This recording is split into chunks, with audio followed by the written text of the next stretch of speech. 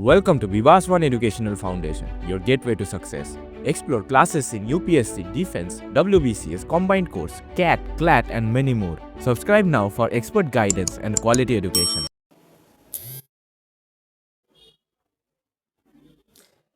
Hello students, welcome to Vivas one educational foundation.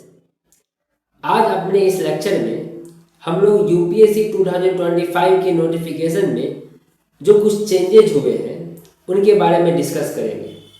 यह discussion इसलिए भी बहुत इम्पॉर्टेंट है क्योंकि आप एक सिविल सर्विस का तैयारी कर रहे हैं, सिविल सर्वेंट के लिए तैयारी कर रहे हैं, तो आपको चेंजेज और प्लस रीजन पता होना चाहिए। अदरवाइज ये आपको प्रॉब्लम क्रिएट कर सकता है in interview as well as आपके एग्जामिनेशन को ठीक से समझने में।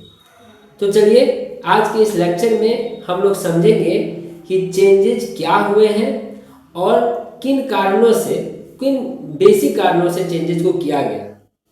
तो हम अपने वीडियो को स्टार्ट करते हैं।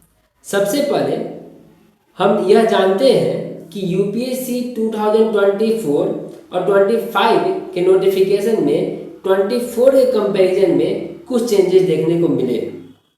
तो इसी बात पर हमारे पास एक स्टेटमेंट यहाँ है कि the Union Public Service Commission UPSC has introduce several notable changes in the application process for civil service examination CSE 2025 compare to 2024। अगर हम चीज़ों को कंपेयर 2024 से करें तो हमें कुछ चेंजेस देखने को मिलेंगे। 2024 से कंपेयर करने में 25 में कुछ चेंजेस मिलेंगे। अब ये चेंजेस है क्या?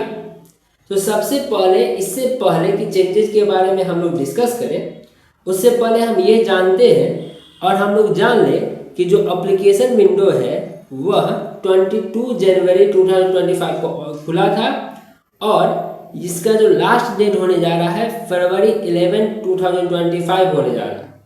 तो आप लोग जल्दी से जल्दी जो भी सिविल सर्विस की तैयारी कर रहे हैं और फॉर्म फिलअप करना चाहते हैं, इन फॉर्म को फिलअप कर ले, क्योंकि लास्ट टाइम में रश ज़्यादा हो जाता है वेबसाइट पर, जिसके कारण आपको कुछ प्रॉब्लम का फेस करना पड़ सकता है। तो जल्दी से जल्दी करें।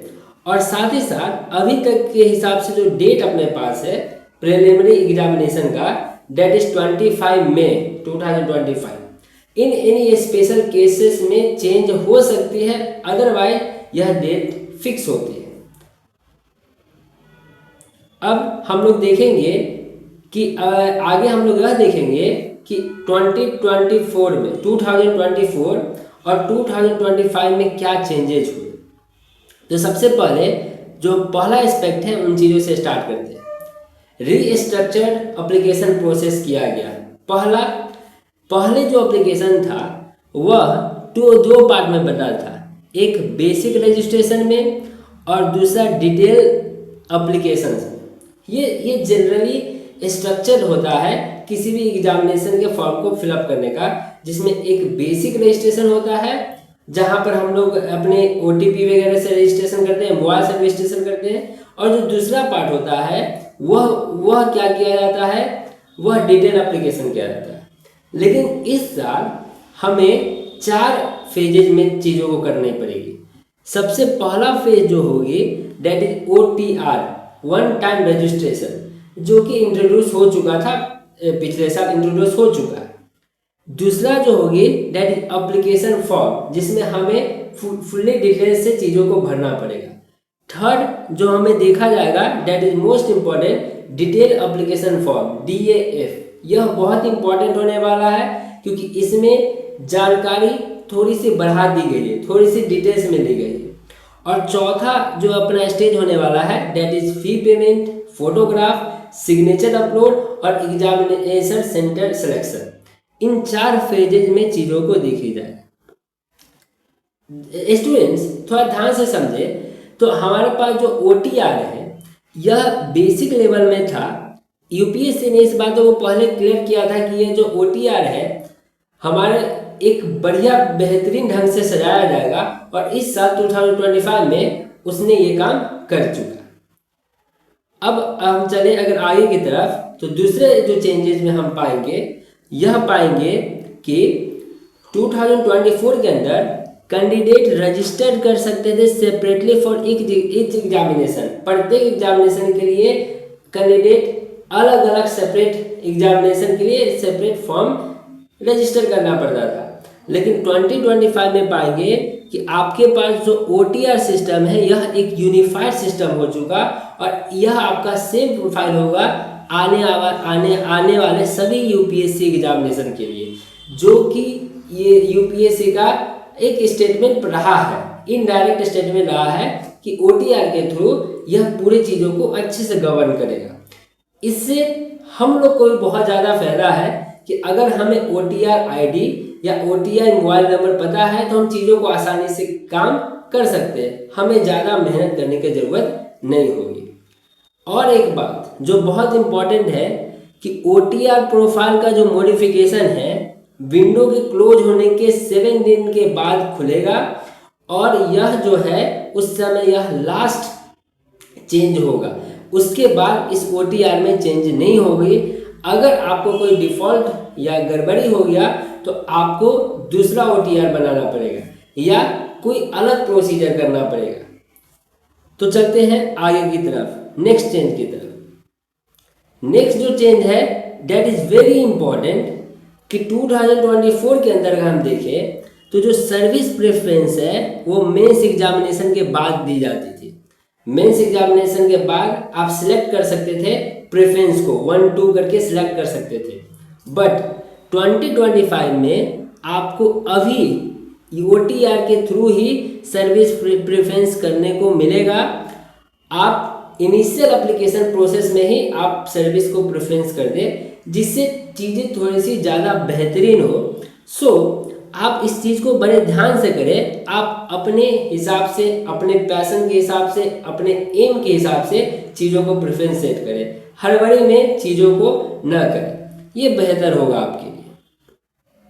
अब जो नेक्स्ट चेंज अपने पास है वो है एजुकेशन क्वालिफिकेशन रिक्वायरमेंट। यह पहले जो 2024 में देखे जाते थे कि जो फाइनल ईयर स्टूडेंट है उन्हें ग्रेजुएशन का जो सर्टिफिकेट प्रूफ करवाना पड़ता था मेंस एग्जामिनेशन के बाद। लेकिन अगर हम 2025 की बात करें तो फाइनल ईयर स्टूडेंट्स को अब मेंस के बाद अपने ग्रेजुएशन के प्रूफ का सर्टिफिकेट देने की ज़रूरत नहीं होगी।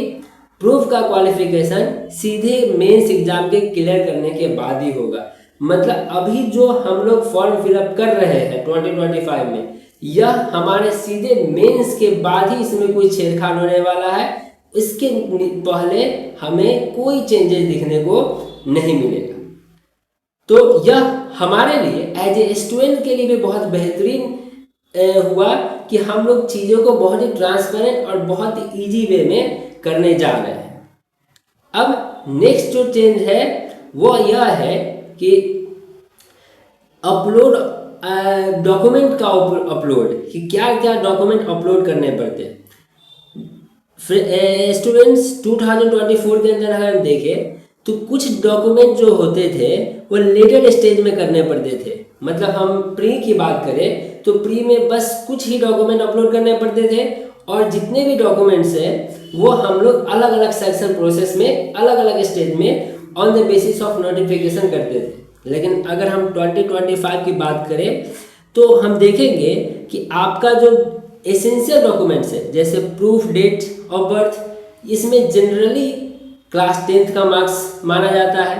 कैटेगरी सर्टिफिकेट, किस कैटेगरी से बिलोंग्स करते हैं, educational qualification, graduation degree etcetera, आपको अपने इनिशियल फेज में ही करने पड़ते हैं, अपलोड करने पड़ते हैं, जिससे एक ट्रांसपेरेंसी आ जाती है। स्टूडेंट्स हम सभी जानते हैं कि कुछ बात विवाद अभी यूपीएससी को लेकर कुछ डॉक्यूमेंटेशन को लेकर हुई थी। शायद यही कारण हुआ होगा कि यूपीएससी इस 2025 के नोटिफिकेशन में डॉक्यूमेंट्स को लेकर बहुत ही सीरियस हो चुका है। अब हम नेक्स्ट बढ़ते हैं तो ये देखते हैं कि जब भी हम अपने यूपीएससी 2025 का नोटिफिकेशन खोलेंगे तो हम यह पाएंगे कि हमारा जो रजिस्ट्रेशन फेज है OTR का वो अपने पास इस तरह से दिखता है। अगर आप न्यू रजिस्ट्रेशन मतलब नए हैं, आपने अभी तक OTR रजिस्ट्रेशन नहीं किया है तो आप यहाँ न्यू रजिस्ट्रेशन पर क्लिक करें और रजिस्ट्रेशन कंप्लीट करें। अगर आप पुराने हैं, मतलब आपने पिछले साल या किसी भी साल में रजिस्ट्रेशन कर चुका है OTR का, तो आप या तो ईमेल आईडी से या तो मोबाइल नंबर से या OTR आईडी से OTR को लॉगिन कर सकते हैं। ऑलरेडी रजिस्टर्ड में आप जा सकते हैं और उसके बाद आप चीज़ों को क्या कर सकते हैं, एडिट कर सकते हैं, चीज़ों को फिलअप कर सकते हैं अच्छी तरह से। बस स्टूडेंट्स ध्यान ये रखना है कि यह फॉर्म को जल्दीबाजी में न भरें, क्योंकि इन फ्यूचर अगर आपका एग्जाम निकल जाता है और आप चीज़ें को जल्दीबाजी में पिछली तरह प्री की तरह लेके चलते हैं कि मैंने प्री में तो भर दिया है, बाद बाकी इंपॉर्टेंट डॉक्यूमेंट्स हमें मेंस में भरना पड़ेगा, तो ये गलती ना करें। अभी प्री का है, मतलब अभी जो अपनी नोटिफिकेशन है, अभी जो एप्लीकेशन है, उसको बड़े ध्यान से फिलअप करें, जिससे कि चीज़ें फ्यूचर में भी अच्छी तरह से दिखें। उसके बाद अगर आप पूरे प्रोसेस को कंप्लीट कर देंगे तो आपके पास जो आएगा इस तरह का फॉर्मेट आएगा। जैसे मैंने एक एप्लीकेशन लिया है जो फुल्ली कंप्लीट है। इस एप्लीकेशन में आप ध्यान से देखेंगे तो यह जो पार्ट 1 है यह कंप्लीट है, इसलिए इसमें ग्रीन लाइट है। अदरवाइज यहाँ पर यह रेड होता, यह जो राइटिंग होता वो रेड होता, लेकिन यह एप्लीकेशन कंप्लीट है इसलिए यह ग्रीन है। पार्ट 1 जो OTR प्रोफाइल है, जिसमें आपको कंप्लीटेड डिटेल्स देने पड़ते हैं। पार्ट 2 अपने पास जो है वो है अप्लाइड एप्लीकेशन, जिसमें आपको और ज़्यादा डिटेल्स देने पड़ते हैं। अगर यह कंप्लीट है तो यह भी ग्रीन रहेगा, अदरवाइज यह रेड रहेगा। थर्ड जो पार्ट है वह है DF, मतलब डिटेल्स में देने पड़ते हैं चीज़ों को। तो आप अगर यहाँ कंप्लीट है तब यहाँ पर ग्रीन होगा, अदरवाइज ये रेड रहेगा। दोस्तों इस एप्लीकेशन में आप देखेंगे तो आपको पता चलेगा कि यहाँ एक CACR का है और एक CSM मतलब सिविल सर्विस मेंस का, और यहाँ IFOS मेंस मतलब इंडियन फॉरेस्ट सर्विस मेंस का। अगर आप सिर्फ CS के लिए भरेंगे तो सिविल सर्विस एग्जामिनेशन के लिए बस ये पोर्शन आएंगे। अब हम चलते हैं लास्ट स्टेज पर, जो होगा अपने पास रजिस्ट्रेशन 4, जिसमें आपको एग्जामिनेशन पेमेंट करना पड़ेगा, फोटोग्राफ और सिग्नेचर अपलोड करना पड़ेगा और सेंटर सिलेक्शन करना पड़ेगा। ध्यान रखें कि जब ये प्रोसेस कंप्लीट होगा तो आपका जो फॉर्म फिलअप है कुछ इस तरह दिखेगा, सब ग्रीन दिखेंगे। और एक बात, जब आप सेंटर सिलेक्शन करें या अगर हम ऐसा बोले कि मूलतः जो भी काम करें आप चीज़ों को एक बार क्रॉस चेक करके ही करें, क्योंकि एक बार फॉर्म सबमिट होने के बाद चेंजेस नहीं होंगे कुछ पार्टिकुलर चीज़ में, तो हम पहले से ही सतर्क होकर चीज़ों को करें। आशा करता हूँ कि आप लोगों को हमारे नोटिफिकेशन का जो डिटेल्स फॉर्म फिलअप है वो समझ में आया होगा और आपको इससे कुछ हेल्प मिलेगी। तो बस ऐसे ही कुछ वीडियो के लिए हमारे चैनल विवासवन एजुकेशन फाउंडेशन को लाइक करें, सब्सक्राइब करें और शेयर करें। और ज़्यादा जानकारी के लिए हमारे नंबर पर कांटेक्ट करें, हमारे वेबसाइट पर देखें और आप जो भी चीज़ पाएंगे वो बेहतरीन पाएंगे इस इंस्टीट्यूट में। Thank you.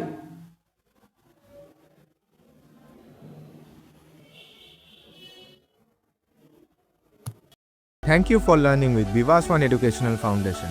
For contents like this, follow us on Facebook and Instagram today.